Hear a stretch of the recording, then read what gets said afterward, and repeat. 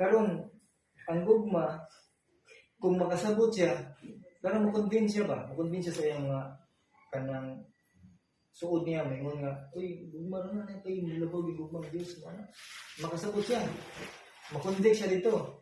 Dito na po siya tirahon sa pagsulay sa sakit. Kana, pag sakit na galing itahira sa tao. Muagay gid siya.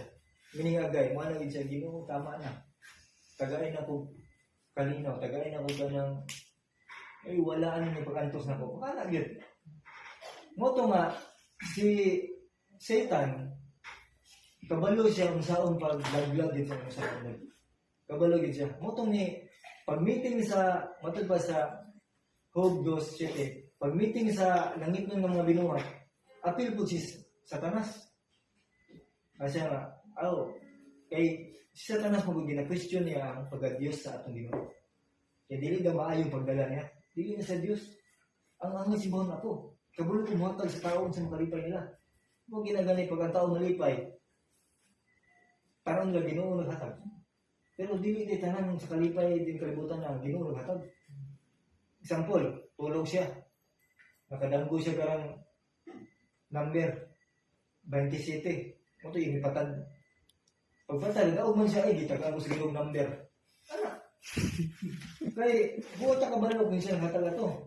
Kung Satanas ba o ang Dios. Kay si Satanas kabalo pud siya mohatag og kalipay sa tao. Mo nang gi-question niya si atong Ginoo dito sa langit. So dili man maayo pag Ginoo mo. Mo na ang pag-question dito sa langit, naabot po din ni. Ang tawag sa St. G. White, great controversy.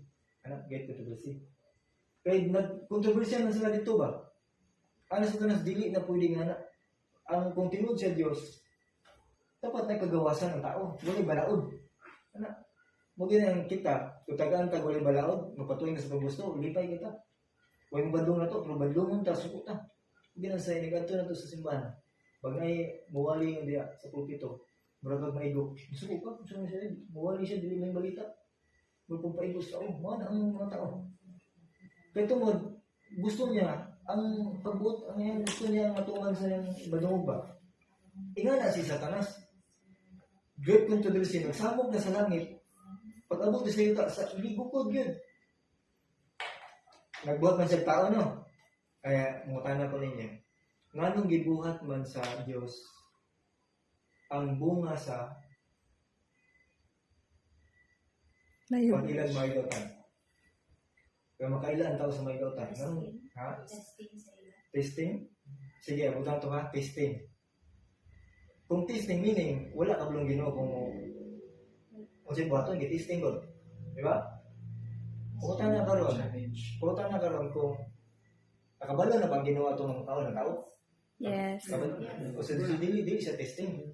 Challenge. So, ang Ginoo, sige man. Ang Ginoo siya ng challenge. Pareha lang. Oh. Unsa gyud ang dahilan na. Dili na basta-basta ang prinsipyo sa Ginoo eh. Dili basta-basta kung ang tao dili kasabot na, mag-create siya iyang interpretasyon. Kung nagdaghan jud kayo mga tinatinuhan. Mo ni pumutana ba?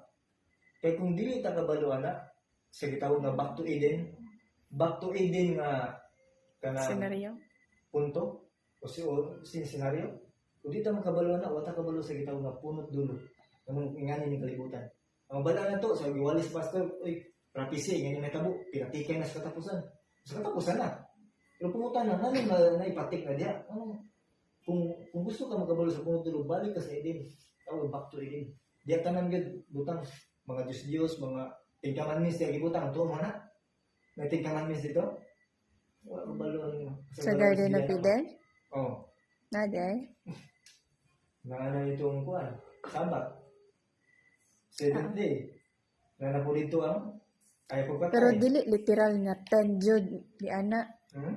Dili literal para sa katong gisulat sa bato, dili na to eh. Katong si Moses ni Saka sa Sinai. Pagbalik niya, kung sige ko niya, nakita ni mong Diyos, ano si Joshua? Nakita na ko ang Diyos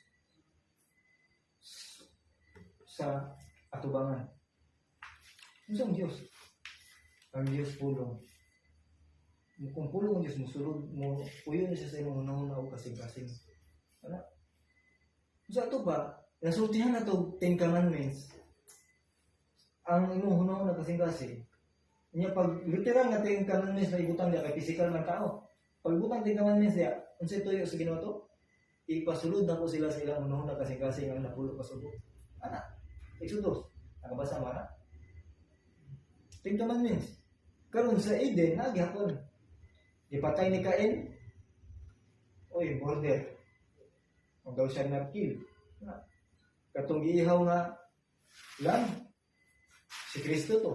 Anak, dito tanan yun. So, ano yung kung back to Eden ka, makasabot ka. Ang tao po natinta na naman.